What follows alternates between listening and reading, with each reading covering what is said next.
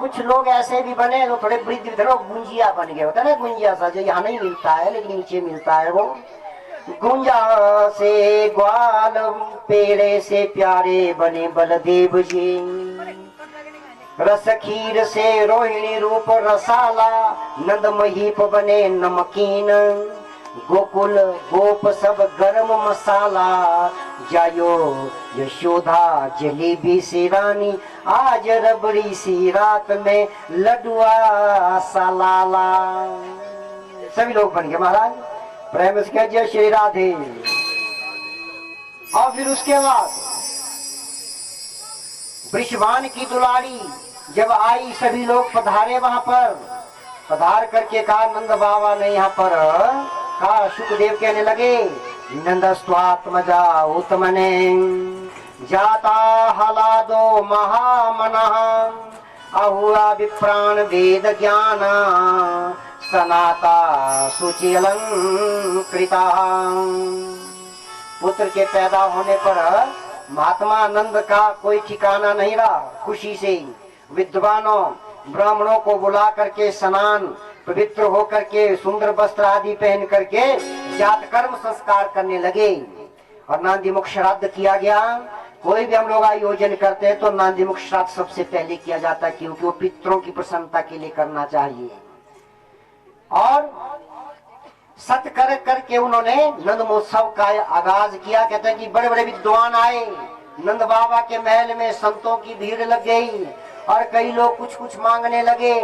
बोला महाराज जी को क्या मांगने लगे? अब कहना, यहाँ पर जब ये इतनी व्यवस्था बन रही थे तो सभी गोपियां गोप पूरे आए, वह आपका लाला हमारी रक्षा करे, आशीर्वाद वो प्राप्त कर रही है, देने नहीं आई है वहां पर, क्योंकि उन्हें पता है अरे जब देने जाए तो क्या देना है।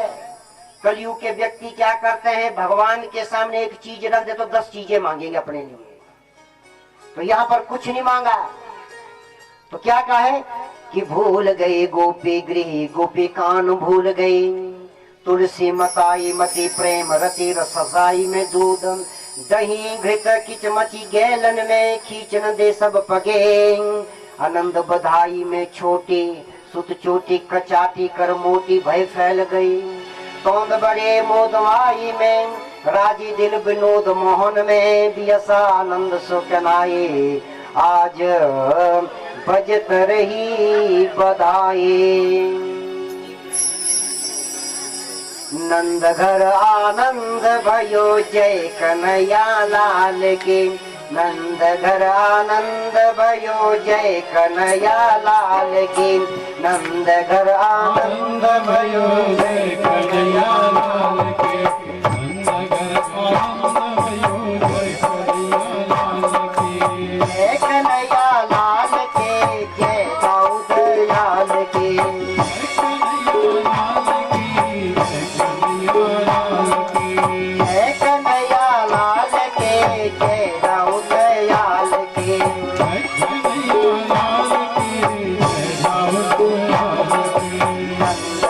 आनंद भयो जय कन्हैया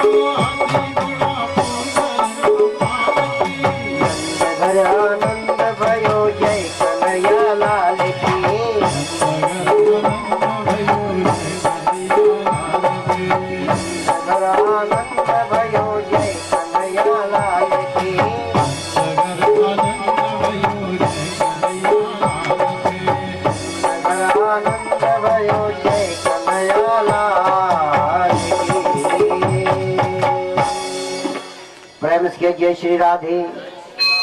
सभी लोग आनंद होकर के भगवान का गुणगान कर रहे हैं। तो कहते हैं कि सबने मांगा, बहुत लोगों ने मांगा, जो कुछ जिसने भी मांगा नंद बाबा ने उन्हें दे दिया। प्रेम से जय श्री राधे। कहते हैं कि जब नंद बाबा के वहां पर ये महोत्सव हो रहा था तो देखा कि एक सदस्य नहीं आया। बोला कौन?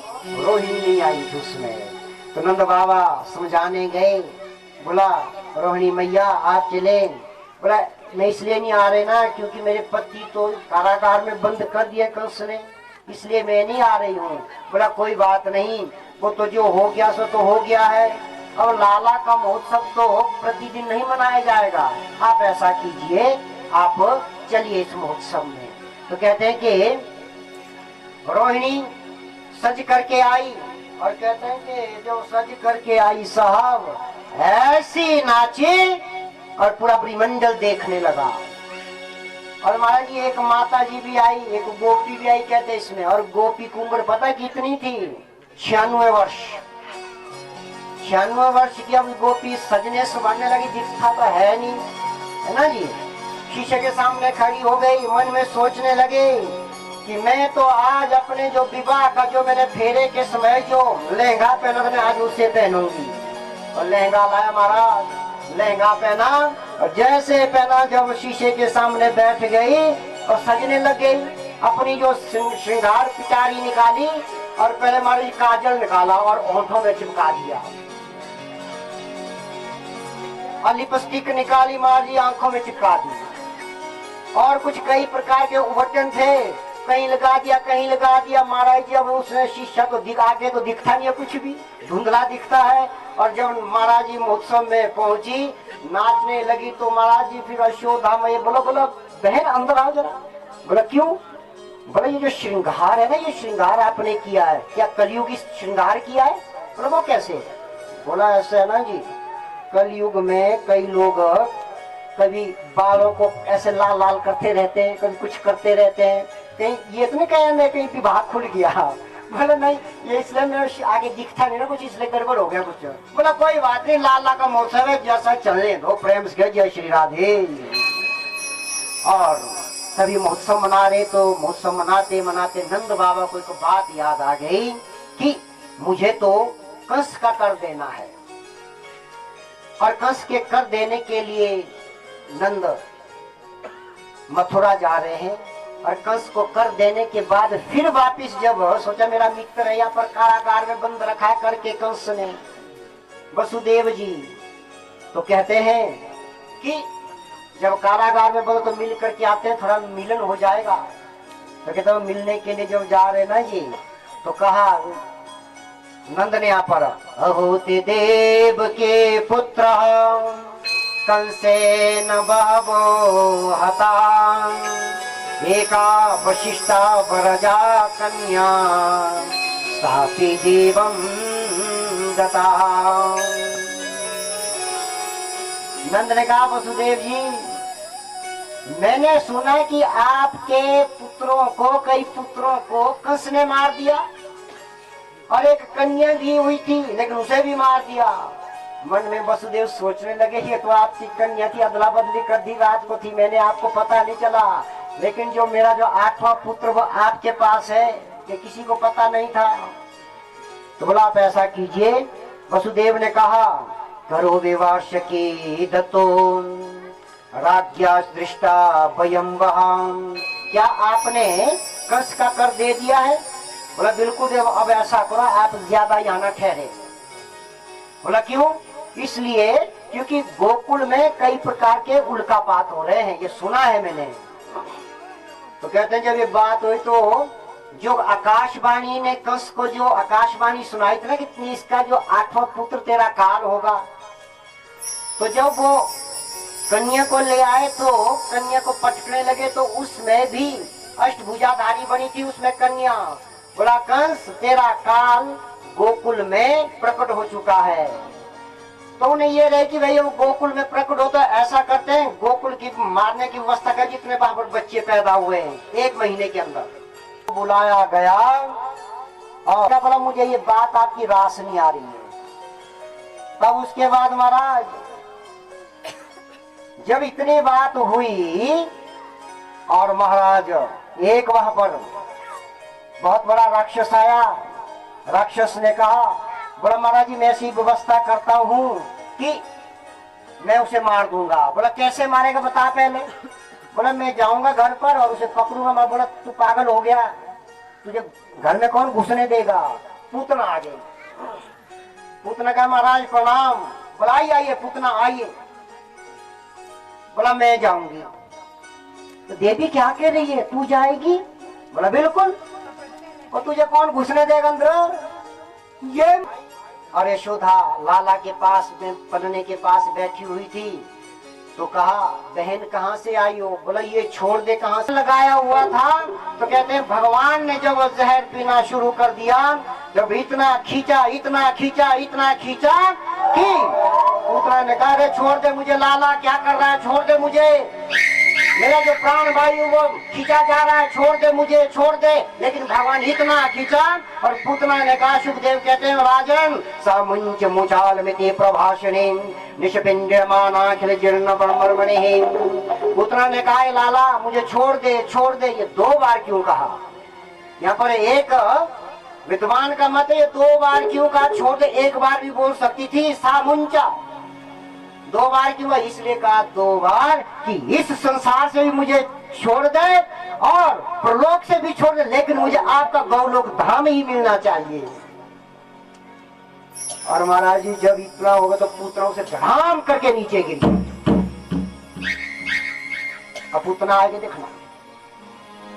और जैसे महाराज अब यहाँ पर प्रश्न उठ गया, जब लाला ने जब भगवान ने उसके स्तनों पे जब पीने लगे तो जहर का तो आंखें बंद क्यों की। इसलिए आंखें बंद कर दी। हो सकता है कि उन्होंने भगवान ने सोचा कि यदि मैं आंखें खोलता, यदि पुतना के साथ मेरी आंखें मिल गई, कहीं मातृत्व भाव नहीं जागे तो मैं पुतना को मार नहीं सकता हूँ, मैं अपनी माता को नहीं मार सकता हूँ। किसी और ने क्या बोला ऐसा नहीं है। बोला तो कैसा है। बोला मुझे ऐसा लगता है कि भगवान शंकर का उन्होंने ध्यान किया कि भगवान हे भोले बाबा मुझे जहर तो पीना नहीं आता, ये तो आप ही पीते रहते हैं ना, मुझे तो माखन मिश्री खानी है, इसलिए शायद भगवान शंकर का ध्यान किया होगा। बोला जो किया तो अच्छा पूतना तो मर गई। बोला हाँ मर गई पूतना। तो कहते जब पूतना मर गई तो जब उसका शरीर नीचे गिरा तो 6 कोस में पड़ा वो। 6 कोस में पड़ा तो तब सभी भागते भागते बोला अरे लाला तो ये देखो इसके ऊपर ये कौन सी इतनी बड़ा राक्षसी है यहाँ पर, इसके ऊपर कहाँ से आए। और उन्हें सीढ़ियां लगाई सभी ने और लाला को नीचे उतारा। नीचे उतारने के बाद फिर अपनी भी थी माताओं की अपनी, मचो 5वां वेद है उनका।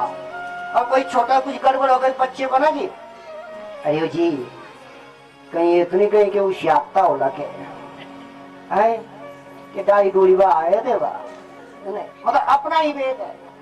तो यहाँ पर भी यही समस्या खड़ी होगी। सभी गोपियों ने क्या कर दिया, भगवान को नीचे उतारा। कभी गौओं की पूंछ से झाड़ फूंक कर रही है और कभी गौओं के चारों ओर परिक्रमा करवा रही है, कभी गौओं के नीचे से डाल रही है, कहीं कुछ इससे कुछ गड़बड़ न हो जाए। और कहते हैं यहाँ पर ब्रजवासियों ने क्या किया, पूतना को जलाया। और जब जलाया तो जलाने के बाद पूरे ब्रजमंडल में सुगंधी फैल गई। एक ने प्रश्न कर दिया महाराज अरे जो सबसे बाल घातनी थी, जिसने कई बालकों को मारा, जो सबसे पापनी थी, क्या उसके जलाने से कभी सुगंधी आती है। वो तो दुर्गंधी आएगी। बोला इसलिए सुगंधी आई क्योंकि उसने भगवान का स्पर्श किया था, भगवान की समीपता प्राप्त की थी, भगवान ने उसे छुआ था, इसलिए सुगंधी आई। प्रेम से जय श्री राधे, फिर गए जय श्री राधे। मान जी भगवान शंकर आ रहे, बोला हम भी अपने आराध्या का दर्शन करने आएंगे। और कैलाश से चल पड़े भगवान शंकर दिगंबर होकर के। आज दिगंबर होकर के चल पड़े तो अब कहते हैं जब वहां पर आने लगे तो भगवान शंकर का जो मार्मिक जो दृष्टांत जो भजन है आपने हमारे मदन भाई जी गाएंगे, ध्यान से सुनो महाराज। प्रेम से जय श्री राधे। भोले बाबा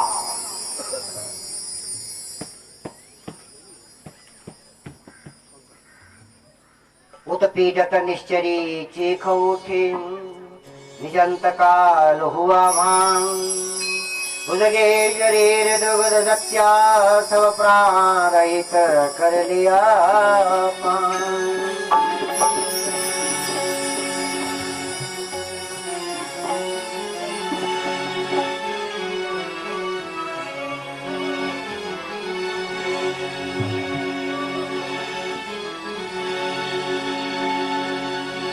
जय भोला भंडारी शिव हरि, जय भोला भंडारी,